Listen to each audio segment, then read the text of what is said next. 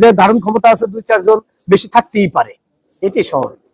তাই অতিরিক্ত আমরাও এর সাথে আমাদের ইচ্ছুকটা এই অতিরিক্ত নেওয়ার জন্য, এবং আমাদের প্রশাসনও আমাদের অ্যালার্ট পাচ্ছেন, এবং সম্মিলিতভাবে সবাই বিআইডব্লিউটি আমাদের সমস্ত লোকে আমাদের অ্যালার্ট পাচ্ছেন। কতগুলো লঞ্চ চলাচল করছে এবং আপনাদের কেমন প্রস্তুতি নিয়ে আপনারা পারাপার করছেন? আমাদের দৌলতদিয়া পাটুরিয়া 20টি, আরিচা কাজিরহাট 12টি, মোট 32টি লঞ্চ চলাচল করতেছে। আমরা ঈদ পারপাসে আমাদের মানে লঞ্চের যে সরঞ্জাম লাগে সবকিছুই আমরা কমপ্লিটে যাত্রী পারাপার করতে আমরা সক্ষম হইতেছি, এবং কি সব মিলে আর স্বাভাবিক অবস্থায় আমরা ঈদের ফেরার যাত্রীগুলো এখন আমাদের পার করার পালা। এখন আমাদের যাত্রী টুকটাক করে আসতেছে, স্বাভাবিক পর্যায়ে যাত্রীগুলো আমরা পার করতেছি। আমাদের সমস্ত ডিপার্টমেন্টের লোক আছে, আইন শৃঙ্খলা বাহিনীর লোক আছে, আমাদের বিভিন্ন মিডিয়ার বাইরে আমাদেরকে সহযোগিতা করতে সম্মিলিতভাবে সবাই আমাদের যাত্রী পারাপার করার জন্য সবাই মিলে সহযোগিতা করতেছে।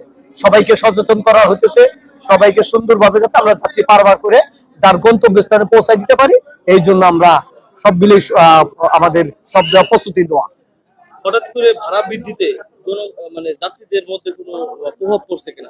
না, আমাদের এইরকম কোনো কিছু নাই। দেখেন, আমাদের যাই কিছু হোক, আমাদের লঞ্চের বিষয়টা তাকে হলো বিআইডব্লিউটি এর মাধ্যম থেকে, আমাদের যাই কিছু হোক, আমাদের যে যাবতীয় কিছু চাই বিআইডব্লিউটি এর মাধ্যম থেকে আমাদের হয়।